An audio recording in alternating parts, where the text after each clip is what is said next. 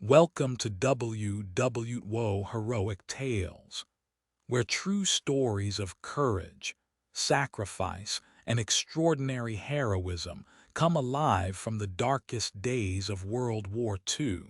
Join us as we uncover the untold moments that shaped history. By early 1944, the European continent groaned under the weight of Nazi occupation. From the windswept fjords of Norway to the sun-baked shores of Greece, the swastika flew with an air of grim permanence. But across the turbulent waters of the English Channel, a storm was gathering. The Allies, a coalition forged in the fires of necessity, were preparing for the most ambitious amphibious invasion in human history. Operation Overlord. The question hanging over every German command post was not if the Allies would invade, but where and when.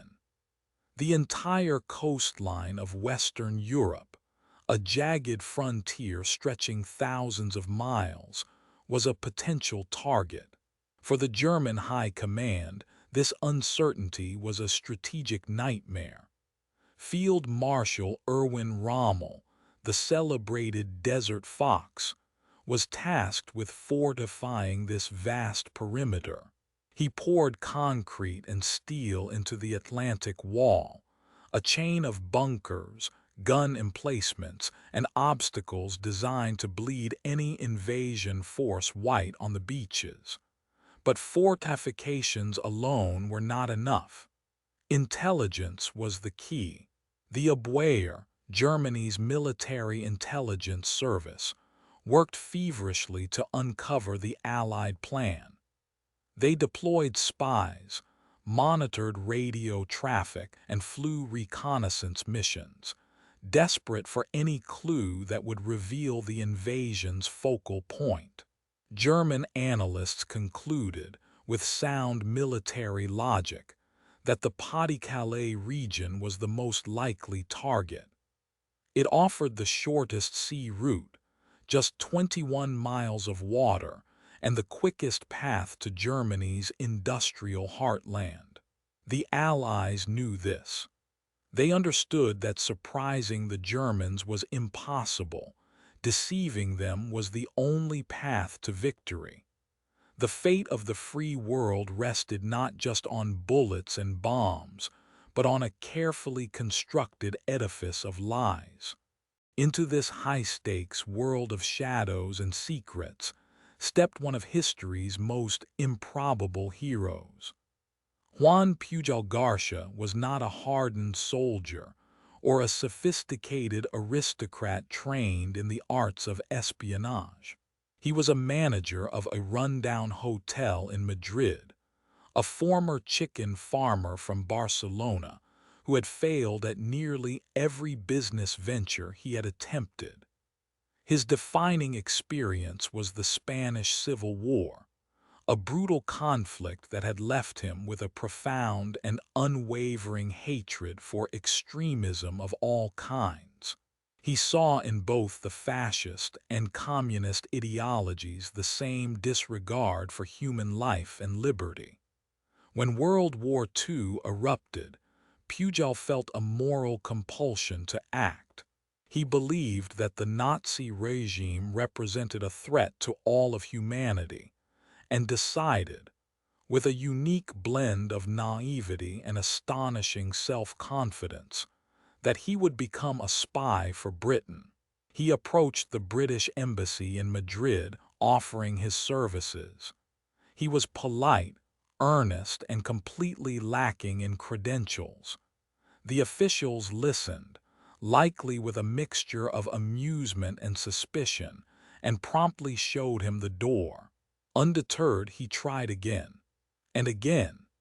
Each time, the answer was a firm no. The British saw no use for an amateur Spaniard with no military background or intelligence contacts. A lesser man would have given up, returning to his quiet life. But Juan Pujol was not a lesser man. If the British would not accept him as an ally, he would force them to.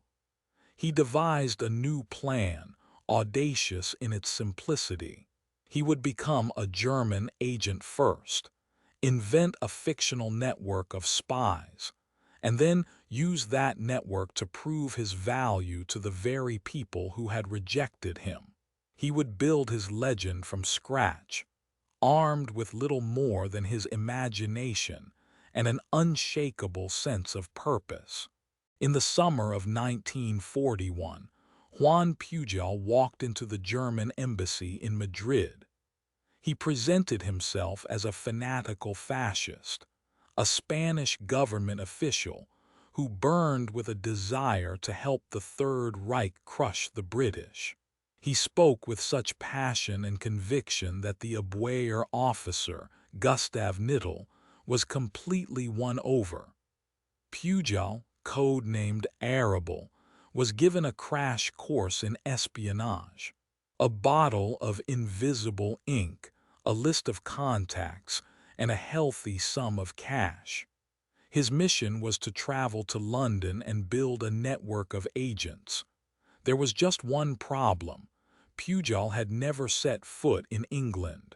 He moved not to London, but to Lisbon, a neutral city teeming with spies from all nations. From his small apartment, he set about creating his intelligence reports. His primary sources were a blue guide to Britain, a map, a Portuguese dictionary, and old newsreels he watched at the local cinema. He concocted elaborate reports on British naval movements, troop concentrations, and political morale, all based on his readings and vivid imagination. His work was a masterpiece of creative fiction, filled with plausible-sounding details. However, his lack of first-hand knowledge led to some comical errors. He reported that in Glasgow, men would do anything for a liter of wine, unaware of the city's preference for beer and whiskey. He detailed troop movements in ways that ignored the realities of British geography and transport. Yet, the Germans, starved for human intelligence from within the heavily fortified island, were enthralled. The sheer volume and detail of Arable's reports were impressive. They had no reason to doubt their star agent. They encouraged him to expand his network, to recruit more sources, and they sent him more money to fund his entirely fictitious operation. From Lisbon, a single man was building a ghost army that existed only on paper and in the minds of the German High Command.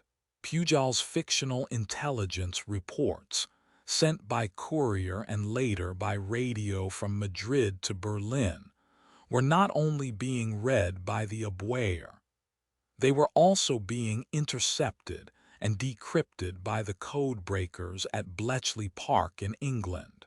British intelligence was perplexed. They were picking up German communications that spoke of a highly productive and well-placed agent, Arable, operating deep inside Britain. Yet MI5's counterespionage teams could find no trace of him or his sub-agents. The reports he sent were a bizarre mix of accurate information gleaned from public sources and outright fantasy. The situation reached a turning point when Pujol, seeking to explain why his non-existent agents had failed to report on a major British fleet movement from Liverpool, simply invented a story that his lead agent in the city had fallen ill and died. The Germans believed him completely, granting the deceased agent a pension for his widow and praising Pujol for his dedication. This fabrication, however, was a step too far. When the British saw this report, they cross-referenced it with actual death records and realized the spy they were hunting didn't exist. This was not a German master spy. This was something else entirely. In April 1942, MI5, through its sophisticated double-cross system, also known as the XX Committee, finally located Pujol in Lisbon. They realized the incredible opportunity he represented, a direct, trusted line into the heart of German intelligence. They brought him to London and the transformation was complete. The amateur fantasist Arable was reborn as the professional double Agent Garbo. His new MI5 case officer, the bilingual and artistically minded Tomas Harris, chose the name because he considered Pujol to be the greatest actor in the world. With the full resources of the British Secret Service at his disposal, Garbo's Phantom Network was about to become the most important weapon in the Allied arsenal of deception. With MI5's backing, Garbo's operation exploded in scale and sophistication. His network of 27 fictitious sub-agents became a cast of fully realized characters. There was a disgruntled Welsh nationalist leading a fascist group called the Brothers of the Aryan World Order, a Venezuelan student in Glasgow, a Royal Air Force officer with access to sensitive information, and even a waitress from Gibraltar who could report on naval movements. Each agent had a distinct personality, a motivation, and a unique writing style. Garbo and his handler, Tomas Harris, spent hours crafting hundreds of messages, meticulously building a complex but believable web of intelligence. The information they sent was a carefully controlled mixture of truth, half-truth, and outright falsehood. They would often report on real events, but with a slight delay or minor inaccuracy, enough to be credible without compromising Allied operations. This painstaking process was designed to achieve one overarching goal: to build unimpeachable German trust in Garbo. He became Berlin's most prized asset. This trust was the foundation for the greatest deception of the war, Operation Bodyguard. Bodyguard was the Allied strategic deception plan for the invasion of Europe. It was a multi-layered campaign of misinformation intended to mislead the German High Command about the time, location, and scale of the main assault. Its most critical component was Operation Fortitude South. The objective of Fortitude South was brutally simple: to convince the Germans that the main Allied invasion force would land at the pas-de-calais. Every piece of the plan was designed to reinforce this single idea. And at the very heart of this symphony of lies stood Agent Garbo. His network was the human intelligence confirmation, the trusted voice on the inside that would make the Germans believe everything else they were seeing and hearing. Operation Fortitude was deception on an industrial scale. In the southeast of England, directly across the channel from Pas-de-Calais, the Allies created a phantom army, the first U.S. Army Group, or FUSAG. This ghost army was given a legendary commander, General George S. Patton, whose aggressive reputation made him the perfect figurehead for the supposedly main invasion force. The fields of East Anglia and Kent were filled with the props of war. Inflatable Sherman tanks, rubber landing craft, and wooden aircraft were positioned to be seen by German reconnaissance planes. Hundreds of fake buildings, including barracks, hospitals, and supply depots, sprang up overnight. To give this phantom army a voice, a dedicated team of radio operators from the 3,103rd Signals Service Battalion broadcast a constant stream of fake radio traffic. They simulated the day-to-day communications of a million-man army preparing for invasion, complete with mundane chatter, logistical orders, and even lovers' quarrels. Double agents across Europe fed the Germans snippets of information confirming the existence and purpose of FUSAG. But all of this physical and electronic deception, the inflatable tanks and the ghost signals, needed a final, authoritative confirmation from a source the Germans trusted implicitly. That source was Garbo. His network of 27 agents began sending a torrent of messages to the WWII. His agent within the Ministry of Information reported on the printing of French phrasebooks and currency specific to the pas-de-calais region. Another agent, a clerk, detailed massive requisitions of supplies being sent to FUSAG units. Garbo himself reported on conversations with high-level American officers who spoke openly of Patton's impending assault. He tied together every thread of the deception, weaving a compelling narrative that the Germans were predisposed to believe. He was not just reporting facts, he was shaping the enemy's perception of reality. As the real invasion force prepared to sail for Normandy, the pressure on Garbo reached an unbearable peak. His final task was perhaps his most delicate. He had to warn the Germans about the Normandy landings, but his warning had to arrive too late to be acted upon. If he failed to report the invasion, his credibility, built over 2.5 years and through more than 500 messages, would be shattered instantly. If he reported it too early, he could jeopardize the entire operation, potentially leading the German U-boat wolf packs and the Luftwaffe to the Allied fleet. The timing had to be perfect. On the evening of June 5, 1944, as thousands of ships slipped their moorings and headed for France, Garbo and Harris prepared for their final performance.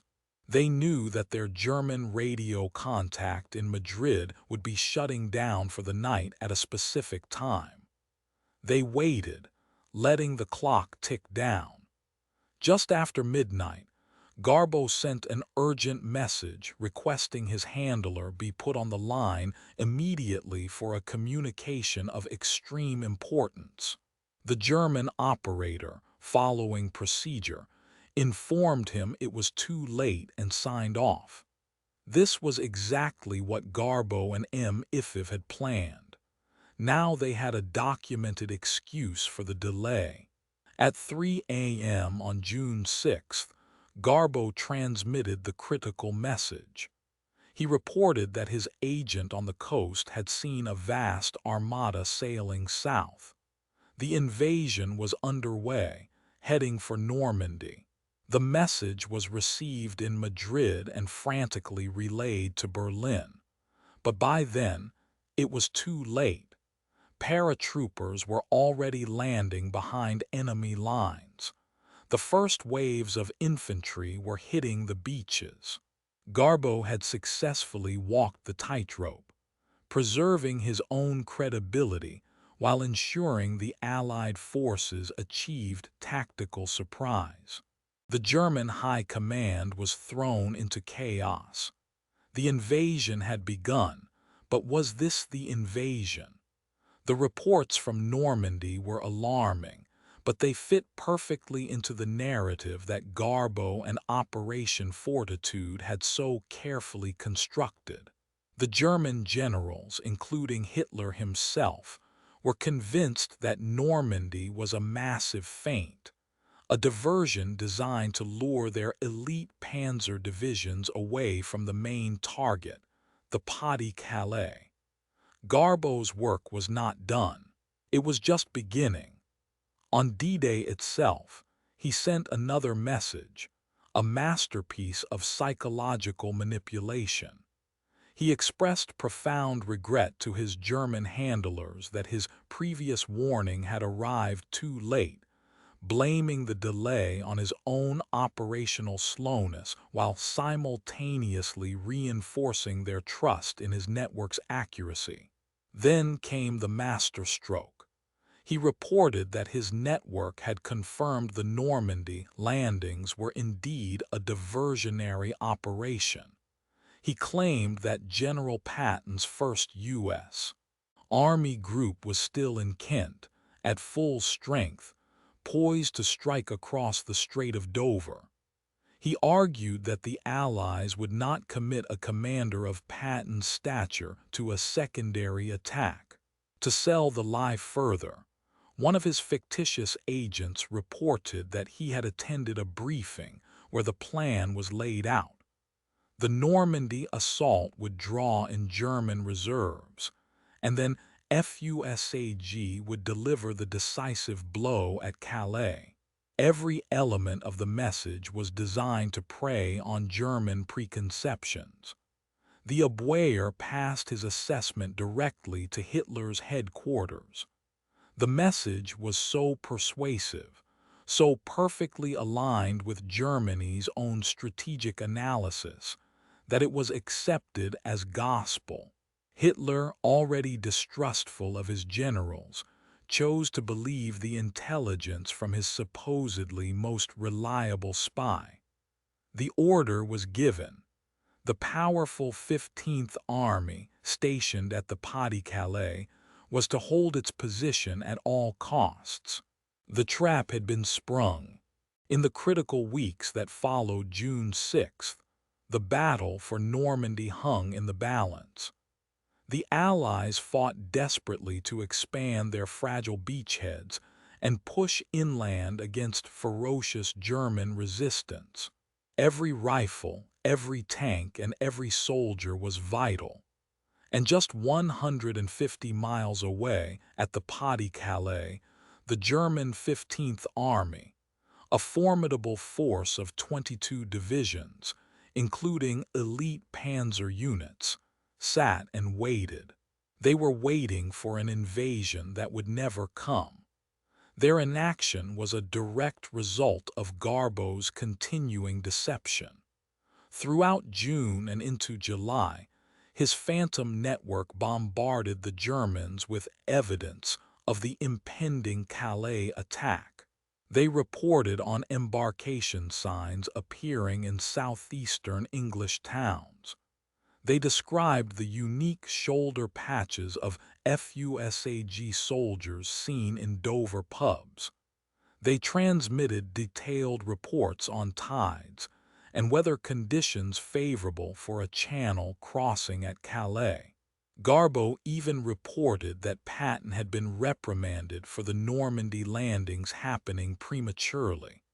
A clever fabrication to suggest it was a subordinate operation that had gone wrong.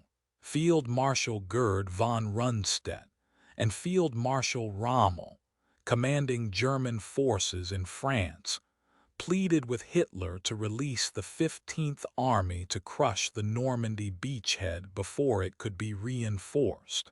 But their requests were denied. Hitler, personally convinced by Garbo's intelligence that the main event was still to come, refused to move his most powerful reserves.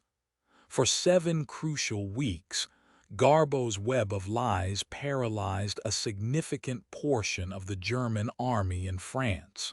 This gave the Allies the priceless gift of time.